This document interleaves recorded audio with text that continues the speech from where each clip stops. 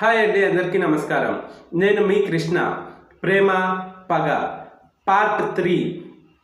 ఈ వీడియోని ఎవరైనా కొత్త వాళ్ళు చూస్తున్నట్లయితే ఇంతకు ముందు భాగాలను కూడా విని అప్పుడు ఈ భాగాన్ని వినండి. అప్పుడే మీకు స్టోరీ బాగా అర్థమవుతుంది. ముందుగా ఈ వీడియోని లైక్ చేసి హైప్ చేసి సపోర్ట్ చేయండి ఫ్రెండ్స్. చాలామంది చూస్తున్నారు కానీ లైక్ చేయట్లేదు, హైప్ చేయట్లేదు. మీరు చేసే లైక్ హైప్ వల్ల ఈ వీడియో మరికొంతమందికి వెళ్ళడానికి యూజ్ అవుతుంది. అలాగే మన ఛానల్ని సబ్స్క్రైబ్ చేసుకోండి. ఇప్పుడు స్టోరీలోకి వెళ్ళిపోదాం. ప్రేరణ అర్ణవ్ని లోపల ఉంచి బయట తలుపు వేస్తారు. ప్రేరణ గట్టిగా తలుపు తడుతుంది, కానీ ఎవరు తలుపు తెరవరు. భయంతో వణికిపోతున్న ప్రేరణ వెక్కి వెక్కి ఏడుస్తూ డోర్ వైపు చూస్తూ అక్కడే నిలబడిపోతుంది. అర్ణవ్ గట్టిగా ఏడు, ఇంకా గట్టిగా ఏడు. నువ్వు ఏడవడం చూసి నేను సంతోషపడాలి. నువ్వు ఎంత ఏడిస్తే నేను అంత ఆనందిస్తాను. నిజానికి నువ్వు ఏడ్చేది రికార్డ్ చేసి రింగ్ టోన్గా పెట్టుకుంటే అప్పుడు ఎంత ఆనందంగా ఉంటుందో. నీ ఏడుపై నాకు సుప్రభాతం. నువ్వు ఏడవాలి, నేను నీ ఏడుపు చూసి ఆనందపడాలి. ప్రతిరోజు నీ ఏడుపు చూడాలని కోరుకుంటున్నాను అంటాడు. కన్నీళ్లు పెట్టుకుంటూ ప్రశ్నించే భావంతో అర్ణవ్ వైపు తిరిగిన ప్రేరణ ముఖాన్ని, ఆమె ముఖంలోని ఆ అమాయకత్వాన్ని, ఆ బాధను చూసి ఒక్క క్షణం అర్ణవ్ గుండె కరిగిపోతుంది. ఆమె కళ్ళల్లోకి చూస్తూ ఆమె కళ్ళల్లో నీళ్లను చూసి అర్ణవ్ ఇక భరించలేకపోయాడు. అతనికి చాలా బాధగా అనిపించింది. తాను ఏదైనా తప్పు చేస్తున్నాడేమో అని అతనికి అనిపిస్తుంది. కానీ అకస్మాత్తుగా అతని మనసులో ఏదో మెదిలింది మరియు అర్ణవ్కు మళ్ళీ కోపం వచ్చింది. ప్రేరణ భయంతో, నేనేం చేశాను? నేను ఇక్కడికి వచ్చినప్పటి నుండి నన్ను ఇలా ఎందుకు హింసిస్తున్నారు? నా మానాన నేను ఉన్నాను, అయినా ఎందుకు ఇలా హింసిస్తున్నారు? నేను నీకేం అపకారం చేశాను అనగానే అర్ణవ్ ఆమె జుట్టు పట్టుకుంటాడు. ప్రేరణ అర్ణవ్ గురించి ఇలా ఎప్పుడూ ఊహించలేదు. కానీ అతని ఆ రూపాన్ని చూసి ఆమె మనసు విలవిలలాడుతుంది. ఆమె కళ్ళలు చెదిరిపోయాయి. అతనిపై ఆమె కోరికలు, భావాలు మారడం మొదలవుతాయి. అతని బలమైన పట్టును భరించలేక ప్రేరణ, నన్ను వదిలే అర్ణవ్, నువ్వేం చేస్తున్నావు అని అడుగుతుంది. దానికి అర్ణవ్, కర్మ అనేది వడ్డీ లాంటిది. నీ కర్మ నీకే తిరిగి వస్తుంది. నీ అంతానికి కౌంట్డౌన్ ఈ రోజు నుండే మొదలవుతుంది అని అంటాడు. నేను ప్రతి నిమిషం, ప్రతి క్షణం, ప్రతిరోజు నీ జీవితాన్ని నరకం చేస్తాను అని అంటాడు. ప్రేరణ ఆశ్చర్యంగా, నువ్వేమంటున్నావు? నేను ఏం చేశానని ఇలా చేస్తున్నావు? కనీసం అదైనా చెప్పు, నేనేం చేశానో చెప్పు అని ఏడుస్తూ అడుగుతుంది. దానికి అర్ణవ్, నువ్వేం చేశావా అని, ఛీ, నీలాంటి క్యారెక్టర్ లేని వాళ్ళకి మీరు చేసిన పాపాలు ఎలా గుర్తుంటాయిలే అని ఆమె జుట్టు వదిలేస్తాడు. ఆ మాటలు విని ప్రేరణ చాలా అంటే చాలా బాధపడి కళ్ళల్లో నీళ్లతో అతని వైపు చూస్తూ, నేనేం చేశానో చెప్పు అంటుంది. అర్ణవ్ కోపంగా ఆమె బ్యాగ్ తీసుకొని దాని జిప్ తెరిచి అందులోని వస్తువులన్నిటినీ నేల మీద పడేసి ఆ బ్యాగ్ను ఆమె మొహం మీద విసిరి, నీలాంటి మధ్యతరగతి అమ్మాయిల బ్రతుకు ఇంతే అని అరుస్తూ బయట ఉన్న వాళ్లను తలుపు తెరవమని గట్టిగా అరిచి డోర్ ఓపెన్ అవ్వగానే అక్కడి నుండి వెళ్ళిపోతాడు.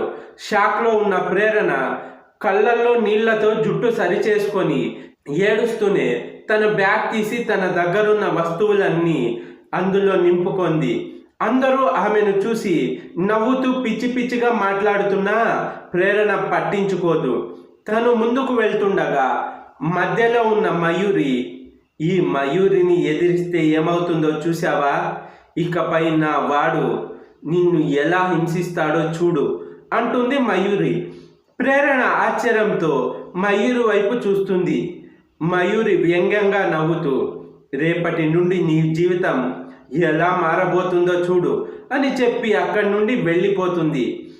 ప్రేరణ ఆశ్చర్యపోయి, మయూరి అర్ణవ్ లవర్సా అనే కన్ఫ్యూజన్, డిసప్పాయింట్మెంట్తో అక్కడి నుండి ఇంటి వైపు అడుగు వేస్తుంది. ఆ రోజు జరిగిందంతా గుర్తు చేసుకొని కన్నీళ్లు వచ్చే వరకు ఏడ్చి ఆ రోజు జరిగిందంతా డైరీలో రాసి ఉంటుంది ప్రేరణ. ఆ రోజు ఆమె మనసు ముక్కలైపోయింది. ఆమె కోరికలు ఆశలు ముక్కలైపోయాయి.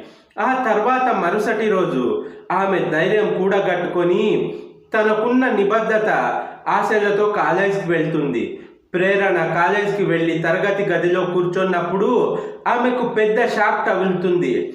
తరగతి గది బోర్డు మీద ఆమెను వ్యంగ్యంగా చిత్రిస్తూ ఒక బొమ్మ గీసి దాని మీద చాలా చెత్తగా రాసి ఉంటారు. అది చూసి ప్రేరణకు కోపం వస్తుంది. కానీ ఆమె ఏడుస్తూ తన కోపాన్ని దాచుకుంటుంది. ప్రేరణ భయపడి బోర్డు దగ్గరకు వెళ్ళి డస్టర్ కోసం వెతకడం మొదలు పెడుతుంది. కానీ అది అక్కడ ఉండదు. ఏడుస్తూ ప్రేరణ వెనక్కి తిరిగి చూడగా మయూరి గ్యాంగ్ మళ్ళీ అర్నవ్ ఫ్రెండ్స్ ఉండడం గమనిస్తుంది.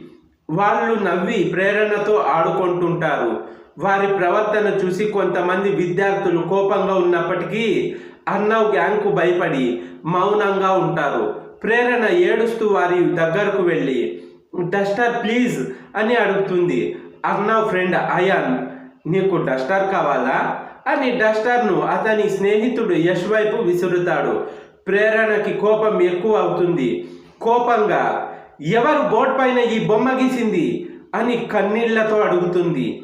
అయాన్ తన కాలర్ పైకి ఎత్తి యాటిట్యూడ్తో నేనే, ఎంత టాలెంటో కదా నేను అంటాడు.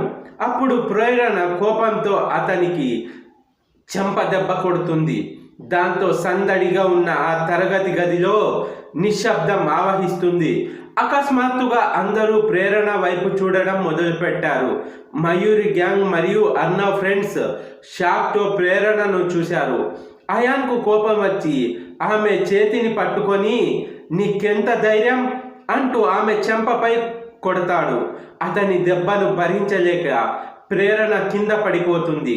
కొందరు దాన్ని వీడియోలు తీసి ఆనందిస్తుంటే మరికొందరు ప్రేరణ పరిస్థితి చూసి బాధపడతారు.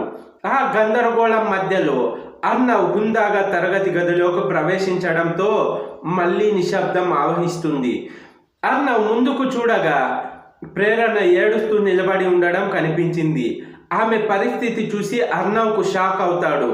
అతను తరగతి గది మొత్తం వైపు చూడగా బోర్డు మీద ప్రేరణ గురించి చెత్తరాతలు కనిపించాయి. అతనికి కోపం వచ్చి ఒక రాక్షసుడిలా మారి అసలు ఇదంతా చేసింది ఎవడురా అని అరిచాడు. అతను అరుస్తుండగా అందరూ భయపడి నిశ్శబ్దంగా ఉన్నారు. కానీ అయాన్ అతని కాలర్ పైకి ఎత్తి నేనే అని చెప్పగానే అర్నవ్కు కోపం వచ్చి తన బ్యాగ్ను తీసి అయాన్ మొహం మీద విసురుతాడు. అందరూ షాక్ అవుతారు. షాక్లో ఉన్న ప్రేరణ అర్నవ్ వైపు కనీసం చూడడానికి కూడా ఇష్టపడలేదు. ఆమె అక్కడే ఉన్న సీటులోనే కూర్చొండిపోయి తల దించుకొని ఏడుస్తుంది. కోపంతో అర్నవ్ డస్టర్ కోసం అక్కడ ఇక్కడ వెతికాడు. కానీ అది ఎక్కడా దొరకలేదు. చివరికి అతను తన చొక్కా మీద వేసుకున్న జాకెట్ తీసి ఆ బోర్డును తుడుస్తాడు.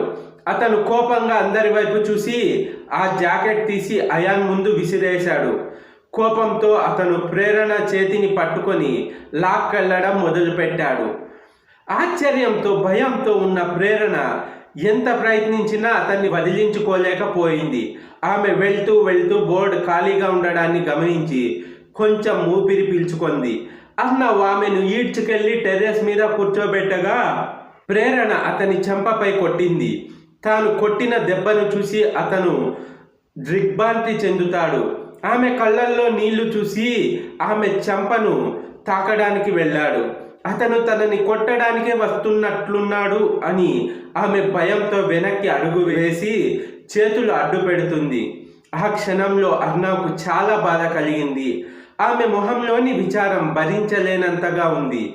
ఆమె ఏడుస్తున్నప్పటికీ అతను తన మనసులో ఆమె అందాన్ని పొగుడుకుంటూ ఉన్నాడు. తను ఎంత అందంగా ఉందో, దేవుడు సెలవు తీసుకొని మరీ ఆమెను సృష్టించి ఉంటాడని అనుకున్నాడు. అతను ఆమె దగ్గరికి వచ్చేసరికి ప్రేరణ ఏడుస్తూ మీకు ఇప్పుడు సంతోషంగా ఉందా? నా మీద మీకు ఎందుకంత ద్వేషం ఉందో నాకు తెలియదు.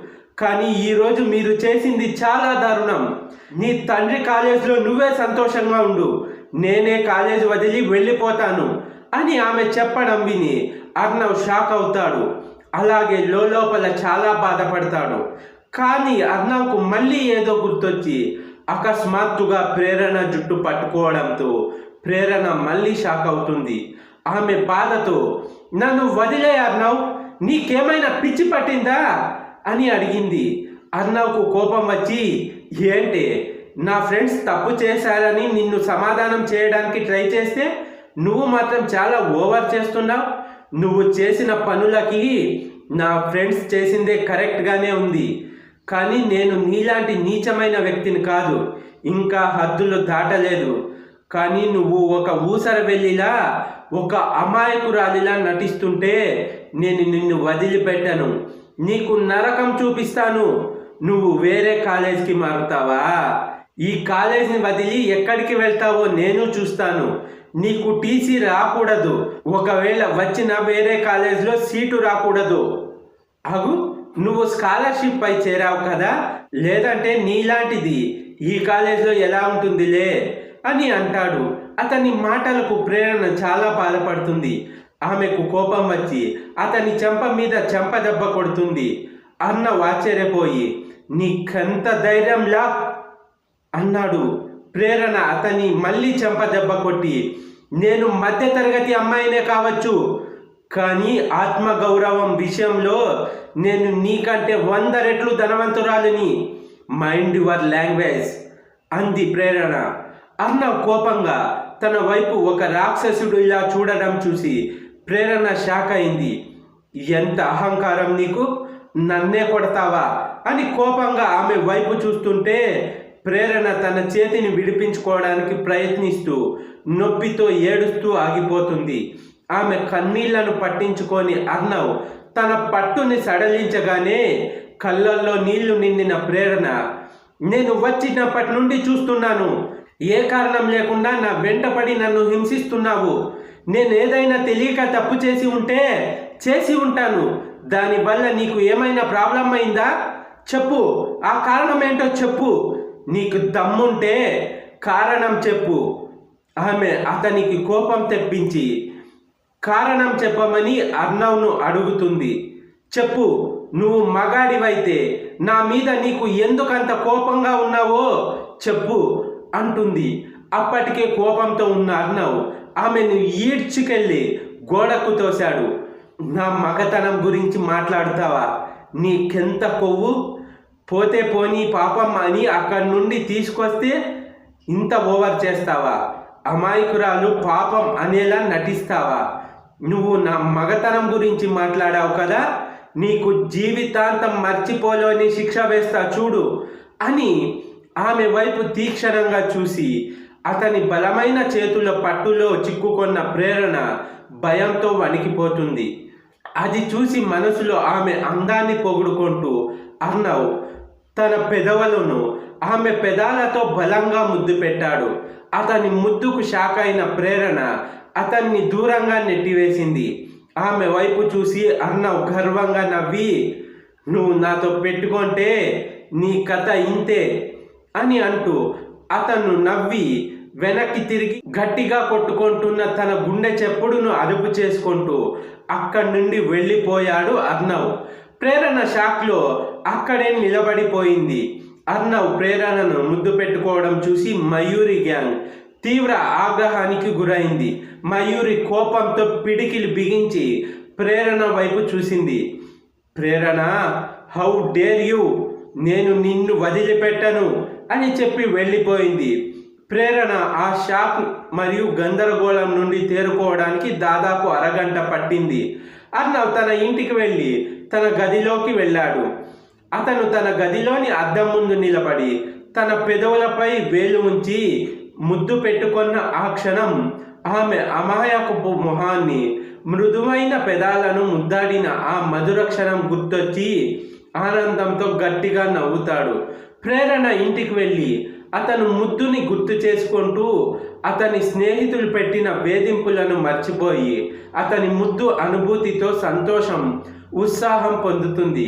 కానీ అంతలోనే అతని అవమానకరమైన మాటలతో మళ్ళీ తనకి కోపం వస్తుంది. అయాన్, యష్ తన ఇంటికి రావడంతో కోపంతో ఊగిపోయిన అర్నవ్ అయాన్ కాలర్ పట్టుకొని లాగి 4-5 పిడిగుద్దులు గుద్దుతాడు. యష్ అయాన్ని అర్ణవ్ నుండి విడిపించిన తర్వాత అర్ణవ్ కోపంగా ఎవరిని అడిగి ఆ బోర్డులో ఆమె గురించి అంత దారుణంగా ఎందుకు రాశావు అని గట్టిగా అరుస్తూ అడిగాడు. రే, అది వీడు రాయలేదు, మయూరి రాసింది అని యష్ చెప్పాడు. అర్ణవ్ షాక్ అవుతూ వాట్, మయూరినా అంటాడు అర్ణవ్. ఇప్పుడు అర్ణవ్ ఏం చేయబోతాడు? అసలు అర్ణవ్కి ప్రేరణపై ఎందుకంత పగ? తెలుసుకోవాలనుకుంటే తదుపరి భాగాల్ని తప్పకుండా వినాల్సిందే. ఈ స్టోరీ ఎలా ఉందో కమెంట్ చేసి, ఈ వీడియో నచ్చితే లైక్ చేసి హైప్ చేయండి. అలాగే మన ఛానల్ను సబ్స్క్రైబ్ చేసుకొని సపోర్ట్ చేయండి friends. Thanks for the watching.